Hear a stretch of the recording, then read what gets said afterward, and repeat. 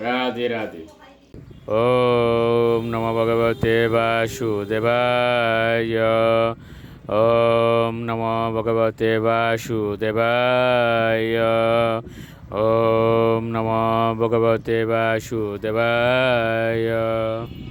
শ্রীমদ্ ভাগবত চতুর্থ স্কন্দ পুষণম চতুর্থ অধ্যায় সতীর দেহত্যাগ। শ্লোক 26। এবং স্বদেহম মহতাম মহীয়সা মুহ সমারূপিতম অঙ্কম আদরাত জিহাসতি দক্ষরুষা মনসিনী দদার গাত্রেষু নীলাগ্নি ধারণাম। অনুবাদ: মহর্ষি এবং মহাত্মাদের পূজ্যতম শিব যে দেহ অত্যন্ত আদর এবং প্রীতি সহকারে তার কুলে স্থাপন করতেন, তার পিতা দক্ষের প্রতি ক্রোধবশত সেই দেহ ত্যাগ করার জন্য সতী তার দেহের ভিতর অগ্নিময় বায়ুর দান করতে শুরু করেছিলেন। শ্লোক 27। ততস ভর্তুশ্চরণাম্বুজাশবম জগদ্গুরুশ্চিন্তয়তেন চাপরম দদর্শ দেহ অত কলমশতে সদ্য প্রযোজাল সমদি জাগ্নিনা।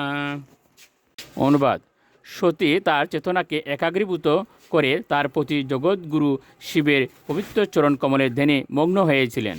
এবে তিনি সমস্ত অনর্থ থেকে মুক্ত হয়েছিলেন এবং অগ্নিময় তত্ত্বের ধ্যান করে প্রজ্বলিত অগ্নিতে তার দেহ ত্যাগ করেছিলেন।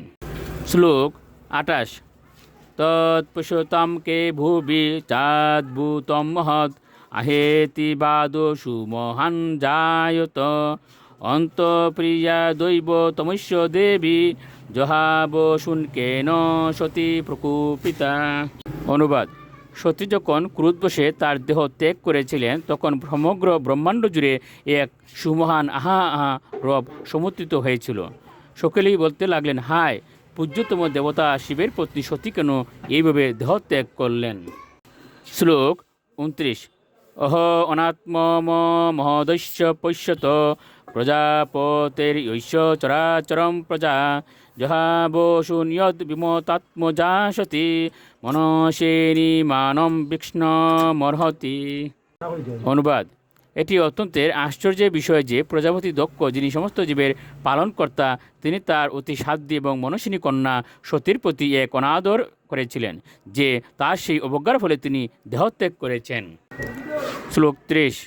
সু অয়ম দুর্মর্ষ হৃদয়ু ব্রহ্মদৃক চ লোকে অপকীর্তি মহতিম অবাপ্স্যতি যদঙ্গ জাম শাম পৌরুষদিত উদ্যতাম ন প্রত্যষেদৎ মৃতয়ে অপরাধত।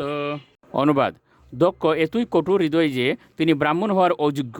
তার কন্যাকে দেহত্যাগ থেকে নিবারণ না করার ফলে কন্যার প্রতি অপরাধের জন্য এবং ভগবান শিবের প্রতি অত্যন্ত বিদ্বেষ করার ফলে তার অশেষ অপযশ লাভ হবে। রাধে রাধে।